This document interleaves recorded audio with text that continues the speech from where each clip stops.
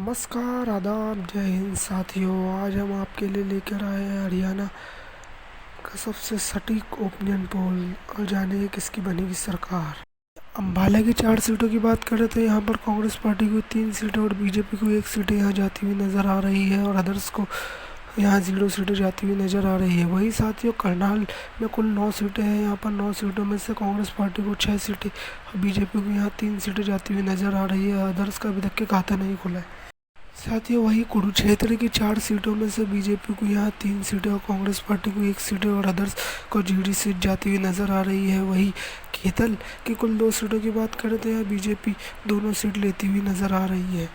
अगला ज़िला जिंद की बात करें तो यहाँ जिंद में कुल 5 सीटें हैं, जिसमें से बीजेपी 3 सीटें और वही कांग्रेस पार्टी 2 सीटें लेती हुई नज़र आ रही है। अदर्स को यहाँ 0 सीट जाती हुई नज़र आ रही है। झज्जर की 4 सीटों की बात करें तो यहाँ पर साथियों कांग्रेस पार्टी 3 सीटें और बीजेपी 1 सीटें, यहाँ पर अदर्स की 1 सीटें जा रही है। वही दादरी की 2 सीटों की बात करें तो यहाँ दोनों की दोनों सीटें बीजेपी लेती हुई नज़र आ रही है। कांग्रेस और अदर्स का यहाँ खाता खुलता नज़र नहीं आ रहा है। गुरुग्राम की 3 सीटों में से भी कांग्रेस पार्टी शानदार तीनों सीटें लेती हुई नज़र आ रही है। बीजेपी और अदर्स का यहाँ खाता खुलता नज़र नहीं आ रहा है। वही साथियों, अगला ज़िला पलवल की बात करें तो यहाँ 2 सीटें हैं। यहाँ पर बीजेपी दोनों की दोनों सीटें लेती हुई नज़र आ रही है। अदर्स और कांग्रेस पार्टी के यहाँ 0 सीट जाती हुई नज़र आ रही है। वही पानीपत की कुल 4 सीटों पर कांग्रेस पार्टी चारों की चारों सीट लेती हुई नज़र आ रही है। कांग्रेस पार्टी यहाँ पर शानदार जीत दर्ज करती हुई नज़र आ रही है। बीजेपी और अदर्स के खाते में 0 सीट जाती हुई नज़र आ रही है।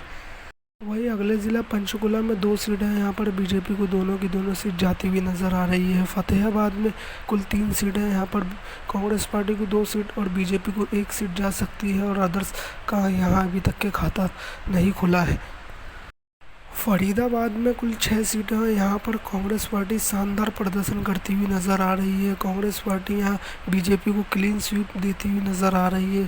कांग्रेस पार्टी की यहाँ 5 सीटें, वही बीजेपी के खाते में सिर्फ 1 सीट जा सकती है। भिवानी की 4 सीटों में से कांग्रेस पार्टी को 2 सीटें, यहाँ पर अदर्स का यहाँ खाता खुलता नज़र आ रहा है। वही बीजेपी को यहाँ पर 1 सीट जाती हुई नज़र आ रही है।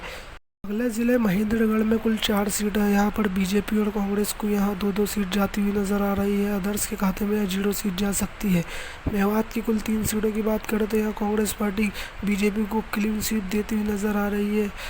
कांग्रेस पार्टी यहाँ तीनों की तीनों सीट लेती हुई नज़र आ रही है। बीजेपी की यहाँ 0 सीट और अदर्स को भी यहाँ 0 सीट जा सकती है। यमुनानगर की 4 सीटों में से कांग्रेस पार्टी को यहाँ 3 सीटें और अदर्स के यहाँ 1 सीट जाती हुई नज़र आ रही है। बीजेपी का यहाँ खाता खुलता नज़र नहीं आ रहा है। रेवाड़ी की 3 सीटों की बात करें तो यहाँ कांग्रेस पार्टी को 2 सीटें और अदर्स को 1 सीटें मिलती हुई नज़र आ रही है। यमुनानगर और रेवाड़ी में बीजेपी का खाता खुलता नज़र नहीं आ रहा है। बीजेपी को यहाँ 1 भी सीट जाती हुई नज़र नहीं आ रही है। वहीं रोहतक की 4 सीटों में से बीजेपी और कांग्रेस पार्टी को 2-2 सीट मिलती हुई नज़र आ रही है। वही अदर्स के यहाँ खाता खुलता नज़र नहीं आ रहा है। सिरसा की 5 सीटों में से बीजेपी यहाँ 3 सीटें, कांग्रेस पार्टी यहाँ 2 सीटें लेती हुई नज़र आ रही है। हिसार की टोटल 7 सीटों की बात करें तो यहाँ बीजेपी को 3 सीटें, कांग्रेस पार्टी को 2 सीटें और अदर्स को यहाँ 2 सीटें मिलती हुई नज़र आ रही है। वही साथ ही सोनीपत की 6 सीटों की बात करें तो कांग्रेस पार्टी यहाँ शानदार अच्छा प्रदर्शन करती हुई नज़र आ रही है। 4 सीटें कांग्रेस पार्टी को जा सकती है, वही बीजेपी को 2 सीटें। ये था साथियों हरियाणा का सबसे सटीक ओपिनियन पोल। यहाँ पर हरियाणा में कांग्रेस पार्टी की सरकार बनती हुई नज़र आ रही है। कांग्रेस पार्टी को यहाँ 51 सीटें मिलती हुई नज़र आ रही है। वही 34 सीटें बीजेपी को और अदर्स के खाते में सिर्फ 5 सीट जा सकती है। आपके इसके बारे में क्या राय है, कमेंट में ज़रूर बताओ।